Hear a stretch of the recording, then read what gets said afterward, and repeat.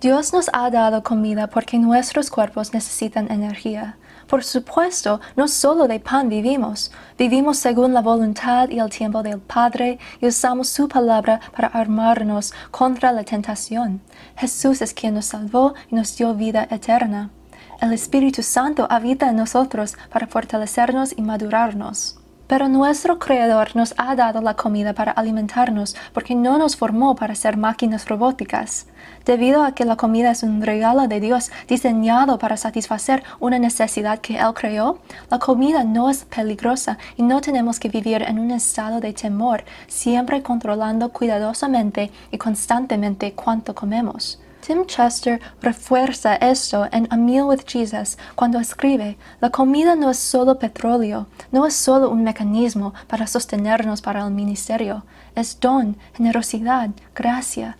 Jesús dio gracias y partió el pan. Al hacerlo, afirma que deberíamos recibir la comida como un regalo de Dios. La comida es un ingrediente central en nuestra experiencia de la bondad de Dios. Y continúa: comer es una expresión de nuestra dependencia. Solo Dios es autosuficiente. Somos criaturas y en cada momento somos sostenidos por Él. Nuestra rebelión contra Él también es solo posible porque Él mantiene unido el tejido de nuestro universo mediante su palabra poderosa. Nuestros gritos de desafío contra Dios solo son posibles con el aliento que Él da. Cada vez que comemos, celebramos nuevamente nuestra dependencia de Dios y su fidelidad a su creación. Cada vez, la comida debe recibirse con gratitud. De hecho, los alimentos no solo son esenciales para nuestra supervivencia en la tierra y nuestra experiencia de la bondad de Dios ahora, sino que también son un componente crítico de nuestro futuro. La comida es parte de la buena creación de Dios y será parte de su nueva creación. Como los israelitas cuando esperaban la tierra prometida, que fluía leche y miel, nosotros también estamos inclinando hacia el banquete de celebración prometido, después de cuando Cristo vence al mal y la iglesia se une a Él finalmente. Todos los que profesan a Jesús como su Señor y Salvador tienen una silla a su mesa, pero los banquetes no se tratan solo de comida. Las fiestas no son meras alimentaciones, sino señal y medio de aceptación y comunión con el anfitrión, el propósito al que hemos sido llamados. Nuestro futuro es comer en la presencia de Dios y festejar de su bondad. Rastreemos el don de la comida a lo largo de la Biblia. En el principio, Dios reveló su intención original, que todas las plantas y animales dados serían alimentos. Todo lo que se mueve y vive os será para mantenimiento, así como las legumbres y plantas verdes os lo he dado todo. Es posible que algunos de ustedes conozcan las leyes dietéticas judías, el kashrut. Como dietista, aprendí que según el kashrut, los productos lácteos no se pueden mezclar con la carne. Eso no es kosher. Pero estas leyes dietéticas se basan en Éxodo 23:19, Éxodo 34:26 y Deuteronomio 14:21, todo lo cual ocurrió después del Génesis, cuando Dios había dado todo lo que se mueve y vive como alimento, excepto el fruto del árbol de la ciencia del bien y del mal. En Génesis 18:8, Abraham y Sara extendieron su hospitalidad a 3 huéspedes y un componente clave fue la provisión de alimentos. Abraham tomó también mantequilla y leche y el becerro que había preparado y lo puso delante de ellos, y él se estuvo con ellos debajo del árbol y comieron. Puede ver aquí que Abraham sirvió lácteos y carne juntos, recordándonos que no había reglas alimentarias al comienzo.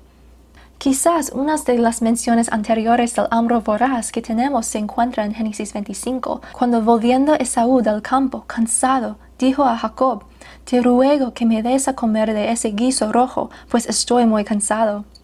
Desde el principio, nuestros cuerpos físicos han necesitado alimentos para obtener energía. Mientras los israelitas vagaron por el desierto, Dios proveyó su gracia en el desierto a través del maná. Era alimento físico y estímulo espiritual, recordándoles que Dios todavía los estaba cuidando, día tras día. Tim Keller escribió: «El maná en el desierto mantuvo a Israel avanzando hacia su esperanza». El maná era una comida sencilla, especialmente sabrosa, pero no un banquete. Sin embargo, lo sostuvo maravillosamente, una especie de pan de viaje para los viajeros que les proporcionó resistencia interior. En Levítico 11, Dios estableció lo que se podía y lo que no se podía comer a través del kashrut judío. En el pasado yo pensaba que estas reglas alimentarias eran límites que Dios proveyó para protegerles por cuestiones de seguridad alimentaria. Pero Levítico 11 diferencia a los animales limpios de los inmundos por su anatomía, no por su entorno de vida o su valor nutricional. Entonces, ¿por qué Dios exigió que su pueblo comiera de manera diferente? Peter Leithart explica, Israel está llamado a ser un pueblo separado. Existen para servir a los gentiles, para traer la bendición de Yahvé al mundo y para iluminar a las naciones. Pero para ser luz necesitan evitar la comunión con las tinieblas. Ellos mantienen las leyes alimentarias para mantener el muro dado por Dios entre judíos y gentiles. Israel está prohibido de comer animales con rasgos serpentinos para que sean entrenados a evitar la comunión en la mesa de los demonios. No deben incorporar carne inmunda para aprender a evitar a las personas inmundas. Seguir el kashrut era una disciplina de santidad y una declaración de identidad como pueblo santo de Dios. La santidad debía impregnar cada aspecto de sus vidas, incluso distinguirse a través de los alimentos que comían o no comían. 40 años después, cuando Josué condujo a los israelitas a la tierra prometida, el maná cesó y en su lugar ellos comieron del fruto de Canaán. En el 1 de Samuel 14, el rey Saúl proclamó arrogantemente un ayuno para glorificarse a sí mismo. Cualquiera que comiera era maldecido, pero tanto el ayuno como la maldición eran autoproclamados, carentes de la dirección y autoridad de Dios. Todo era legalista y provenía de un deseo orgulloso de exaltación propia. Bueno, privar a su pueblo de alimentos después de una batalla que los dejó en apuros no fue prudente. Jonatán, el hijo de Saúl, no escuchó la orden de Saúl y alargó la punta de una vara que traía en su mano y la mojó en un panal de miel y llevó su mano a la boca y fueron aclarados sus ojos. Tenía energía. Incluso cuando uno de los hombres le advirtió que su padre maldecía a cualquiera que comiera, Jonatán señaló la necedad de Saúl y lo desfallecido que estaba el pueblo sin comida. Las privaciones finalmente llevaron a los israelitas a estar desesperados y hambrientos. Ese mismo día los israelitas derrotaron a los filisteos. Después de la batalla se lanzó el pueblo sobre el botín y tomaron ovejas y vacas y becerros y los degollaron en el suelo y el pueblo los comió con sangre, lo cual Dios les ordenó que no hicieran. El ayuno de autoglorificación que proclamó Saúl llevó al pueblo a pecar. Después del 1 de Samuel 28, Saúl estaba débil y una mujer y sus siervos le rogaron a comer para fortalecerse porque sabían que la comida nutre. Una situación paralela ocurrió con David. Un egipcio fue llevado a él y sus hombres y le dieron pan y comió y le dieron a beber agua. Le dieron también un pedazo de masa de higos secos y 2 racimos de pasas. Y luego que comió, volvió en él su espíritu, porque no había comido pan ni bebido agua en 3 días y 3 noches. Incluso el rey David, cuando huía de Ahitofel y Absalón, recibió granos, lentejas, garbanzos, miel, manteca, oveja y queso para comer, porque el pueblo vio que David y sus hombres estaban hambrientos y cansados y sedientos en el desierto. En el Salmos 23, David visualiza la bondad provisional del Señor, su cuidado premeditado, como una mesa de banquete rica preparada para él ante sus enemigos. Todo el amor personal, la generosidad y el poder de protección del Padre están capturados en las imágenes simbólicas de este banquete. La evidencia del cuidado provisional de Dios continúa con Elías. Dios envió cuervos para que le traían pan y carne por la mañana y pan y carne por la tarde. Proporcionó un arroyo para que Elías bebiera. Después de eso, Dios envió a Elías a Sarepta, donde una viuda le alimentó con los últimos restos de su harina y aceite que Dios extendió según su promesa. La harina de la tinaja no escaseará, ni el aceite de la vasija disminuye, hasta el día en que Jehová haga llover sobre la faz de la tierra. Lo poco que tenía nunca se le había acabado. Poco después, en el desierto, Dios le proporcionó a Elías comida y agua 2 veces. Un ángel que le servía le dijo, «Levántate y come, porque el largo camino te resta». Se levantó, pues, y comió y bebió, y fortalecido con aquella comida, caminó 40 días y 40 noches hasta Horeb, el monte de Dios. Dios no solo sostiene físicamente, sino que también fortalece espiritualmente. Antes de que el ángel diera comida y agua a Elías, estaba espiritualmente deprimido, hasta el punto de pedirle a Dios que le quitara la vida porque estaba profundamente afligido por la desobediencia de Israel y temía su persecución activa. Pero el cuidado de Dios, entregado por ese ángel, fue un recordatorio de que había sido visto por el Señor Todopoderoso. Dios proporcionó el combustible físico y espiritual que mantuvo a Elías en marcha hasta la próxima vez que el Señor le habló, después del viaje de 40 días a Horeb. Estos 40 días hacen eco de los 40 años de vagar de Israel y de ser sostenido por el maná, y miran adelante a los 40 días de Jesús en el desierto cuando fue tentado por el enemigo, sin comida ni agua. Una y otra vez vemos al Dios milagroso en acción, abriendo caminos. Dios ve y Dios sostiene. En Jeremías 31, la bondad de Dios está simbolizada por la abundancia de alimento, y correrán al bien de Jehová, el pan, el vino, el aceite, el ganado de las ovejas y de las vacas, y el alma del sacerdote satisfaré con abundancia, y mi pueblo será saciado de mi bien, dice Jehová. De una manera similar en Joel, Dios expresa su gracia y misericordia con salvación, restauración y un banquete. Él promete a su pueblo que os envió pan, mosto y aceite, y seréis saciados de ellos, y nunca más os pondré en oprobio entre las naciones. Las eras se llenarán de trigo, y los lagares rebosarán de vino y aceite. Comeréis hasta saciaros y alabaréis el nombre de Jehová vuestro Dios, el cual hizo maravillas con vosotros. Saltamos al Nuevo Testamento, a la vida de Jesús. El Evangelio de Lucas está lleno de historias de Jesús comiendo. Robert Karras dijo que a lo largo de este libro, Jesús está yendo en o regresando de una comida. Lucas 7:34 dice literalmente, vino el Hijo del Hombre que come y bebe. En Lucas 5, Jesús fue a la casa de Leví para comer con recaudadores de impuestos y pecadores. En Lucas 7, una mujer ungió los pies de Jesús con lágrimas y ungüento durante una comida en la casa de un fariseo. En Lucas 8, Jesús sanó a la hija de Jairo y ordenó que le dieran algo de comer. En Lucas 9, Jesús alimentó a una multitud de más de 5,000 personas con 5 panes y 2 peces. Aunque no está mencionado en Lucas, los evangelios de Mateo y Marcos también cuentan de Jesús alimentando a una otra multitud de 4,000 personas con 7 panes y unos pocos peces pequeños. En Lucas 10, Jesús comió en la casa de Marta y María. En Lucas 11, Jesús cenó en la casa de un fariseo mientras reprendía a ellos y a los abogados presentes. En Lucas 14, Jesús volvió a comer en la casa de un fariseo y los instó a invitar a los pobres a sus comidas. En Lucas 15, Jesús compartió la historia del hijo pródigo, cuyo padre celebró su regreso a casa con un banquete. En Lucas 19, Jesús fue invitado a cenar a la casa de Zaqueo. En Lucas 22, durante la última cena, Jesús afirmó la bondad de la creación cuando recibió y partió el pan con gracias.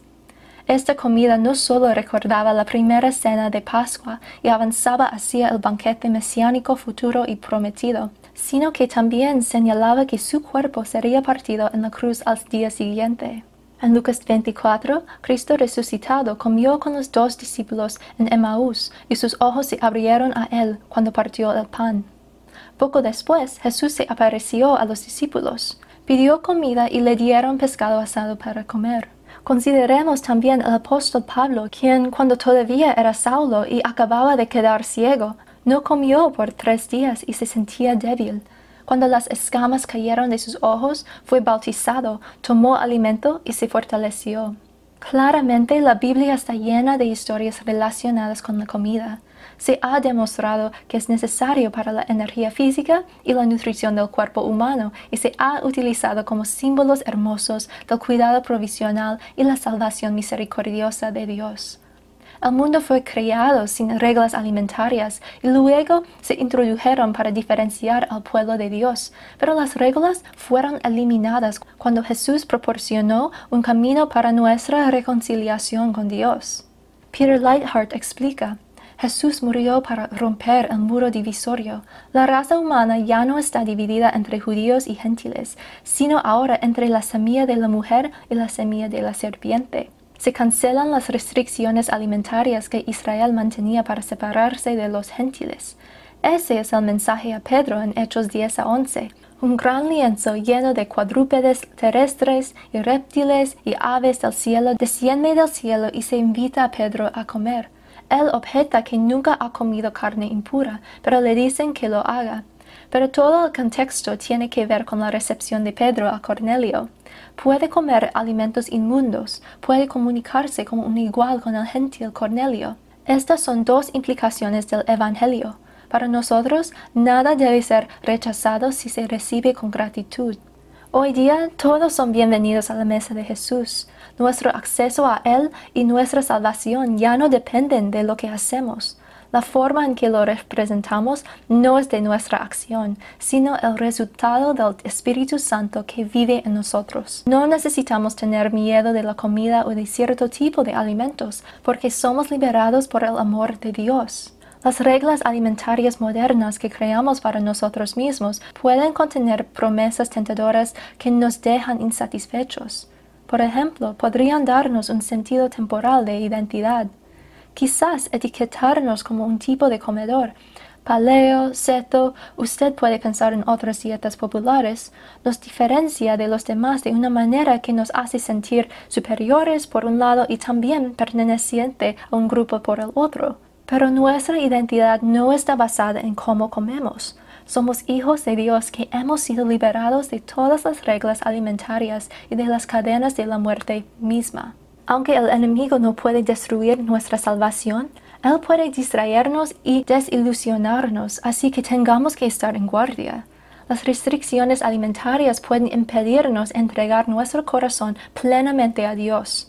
Poner nuestra esperanza en una dieta o imagen externa en lugar de Jesucristo significa que dudamos de su promesa de guiarnos hacia una vida abundante. Creer que nuestro valor puede verse comprometido por una elección de alimentos incorrecta significa que no creemos que somos coheredores con Cristo. El tiempo pasado obsesionando con las calorías desplaza el tiempo con Dios. ¿A qué o a quién estamos más dispuestos a dedicar nuestro cuerpo, corazón y mente? Si Dios nos dio comida como cuidado físico y espiritual, y si Él mismo la comió, ¿qué nos impide recibir este regalo? Como mencioné, somos personas encarnadas, entonces el pecado que impregna cada parte de nuestras vidas también afecta nuestros cuerpos y distorsiona nuestras relaciones, incluso nuestra relación con la comida. Vivimos en un mundo quebrantado y caído, y el enemigo está trabajando.